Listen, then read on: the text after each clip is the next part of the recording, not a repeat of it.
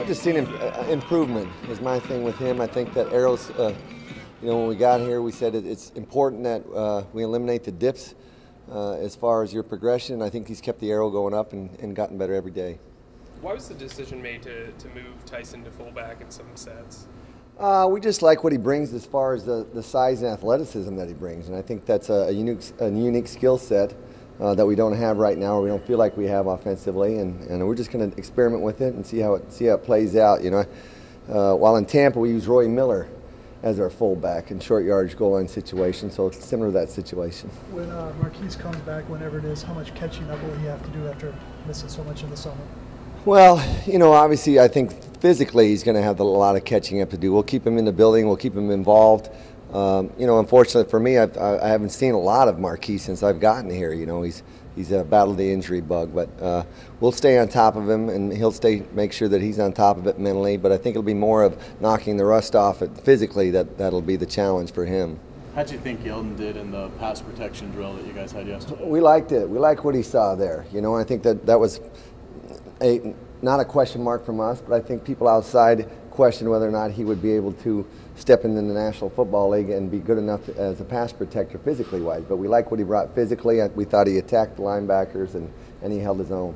How has Aurelius improved since you guys were in Tampa together? Yeah, I was shocked with the surgeries that he's had. He hasn't lost any speed, and he looks even faster, to be honest with you, and he's looked stronger. So he's always been a strong runner.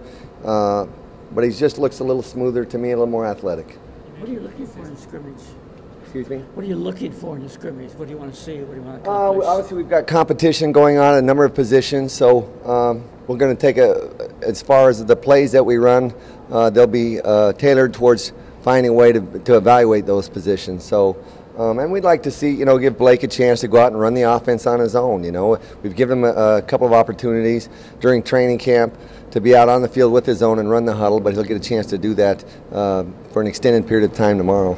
One of those competitions is center.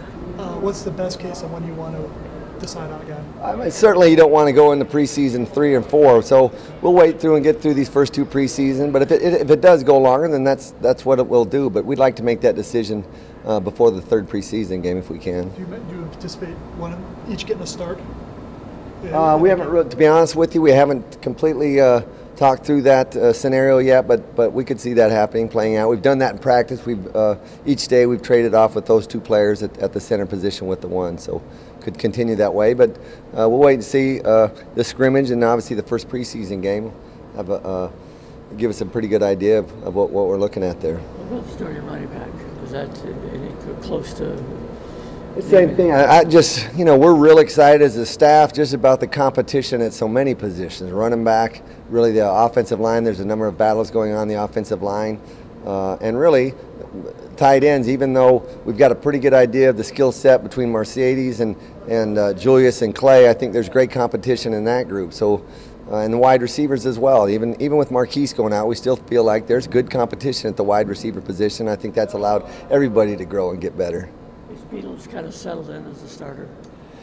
No, I think even AJ can. I mean, there's competition there, and that's good for everybody. I think the players, they see that. Zane Beatles understands that nothing's given in the National Football League, that you're constantly going to have to win your job from season to season. He's a pro, and he understands it, and I think he appreciates the fact that he's got a young player that is hungry to take his position. If you name him as starting center before you name the starting guard, will the technical loser? A lot of people would look at that and say maybe one of the others could go and get involved at the competition at the guard, and we've discussed some of those scenarios, but again, we'll just continue to evaluate as a staff and make those decisions down the road after we've decided that center position. How much of this offense do you think these guys have now?